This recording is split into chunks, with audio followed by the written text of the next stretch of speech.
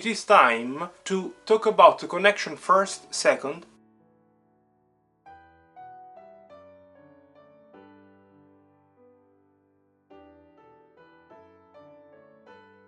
Hello to everyone and welcome back to your piano lesson. I hope you appreciated and enjoyed the previous tutorials. Today we carry on with the project of the chord connections to build up chord progressions, and it is time to talk about the connection first, second, after the explanation of the connection first fourth, first fifth, first sixth and first third. If you watched the previous tutorials, you have understood that the previous chord connections were based on the principle of saving some of the notes that the two consecutive chords have in common. First fourth and first fifth have just one note in common.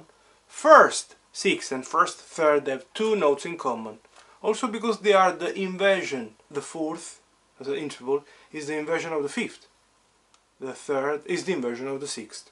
And by summing the two numbers, as you have understood by watching the previous tutorials, you get always 9. 4 plus 5 is 9. 3 plus 6 is 9. Now, same story with the second. The second is the inversion of the seventh. And they, even when we will talk about the connection first seventh, you will discover that they have nothing in common. Because two consecutive notes will always let you build up chords that have nothing in common. Just when there is a gap. So just when they are 1/3 apart, for example, they have two notes in common and so on. But now, to avoid any confusion, we dive into the practical understanding of the lesson. And I keep repeating, connection first, second, where the two chords, the one on the first, the C major, and one on the second, the D minor. We are simply now sticking to the C major key signature to make things easy. But these things have to be studied in every single key, in all the 12 keys. So connection C major, D minor, where the two chords have nothing in common, not even one note in common. So now, following what I was just explaining, today we connect, as we said, the chord on the first and the chord on the second.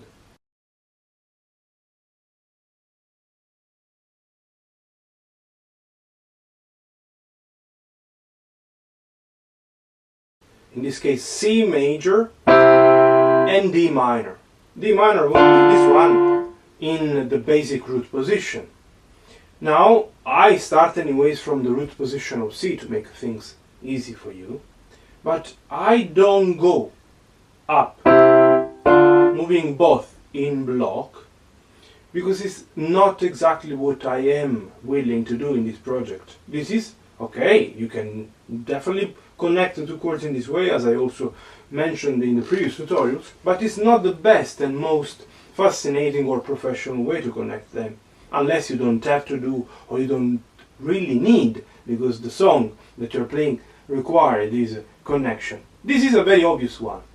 I am trying to teach you the one that is maybe the most professional, most advanced one, where if two consecutive chords have nothing in common, not even one note, you apply the one that we call contrary motion. So the notes of the right hand in this case have to go all of them down, looking for the closest note that belongs to the D minor. And obviously the bass goes up. Now let's restart from scratch. C major has C, E and G. D minor has D, F and A. You see? Three notes that don't belong at all to, none of them belongs to the C. That's why what we do is this. Now the top note of the C major will go down to F. The E will go down to D. The C will go down to A. And this one will be the closest position of the D minor. That it is the D minor in second inversion. This is what you will be playing with the right hand. Let's re-clarify. You have to intend that this is musician 1, musician 2 and musician 3.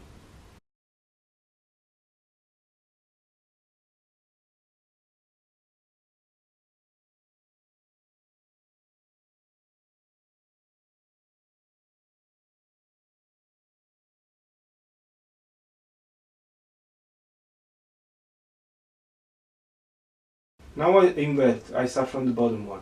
Musician 1 will have to go down, looking for the closest note that belongs to the D minor. That would be this one. So from C you go down to A. and it was the first voice. The second voice was having E in C major. Now the E will go down to D, and in this way we have collected already the first two notes. The top note, the third voice, was playing G in C major. Now we'll go down to F, and from here indeed we go down to D's. One by one.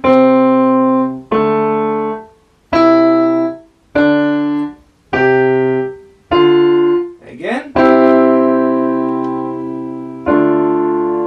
And I hope it is finally clear what I mean for contrary motion and for connecting in this way, applying the contrary motion, two consecutive chords that have nothing in common, not even one note. Obviously, just because we are talking about the triad, the basic triad.